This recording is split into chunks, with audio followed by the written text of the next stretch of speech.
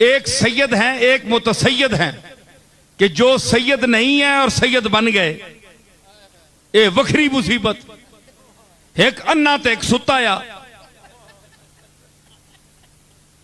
जी, एक अन्ना तो एक फिर उतू सुता आ, डबल सैयद और मुतसैयद, शायर और मुतशायर। शायर है नहीं लेकिन जाली शायर, जाली शायर।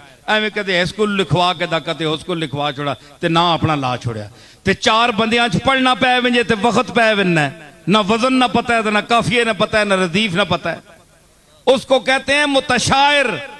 और जो नसब न हो और सैयद बने उसको कहते हैं मुतसैयद। ऐसे मुतशायरों से भी बचें और ऐसे सैयदों से भी बचें जिसका नसब जाली हो।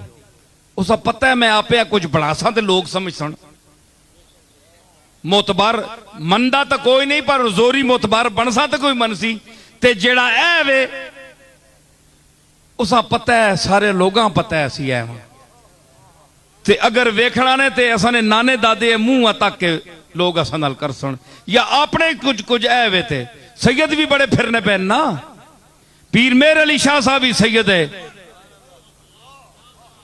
कोई वो कले सैयद दुनिया ते नहीं जमे, लखा सैयद जमे ने, लेकिन मेरे अली कोई कोई जमया है। मेरे अलिया सिर्फ नसब नहीं चमकाया, उसदे इलम और खुदादात सलाहियत ने चमकाया और उसकी मेहनत ने चमकाया।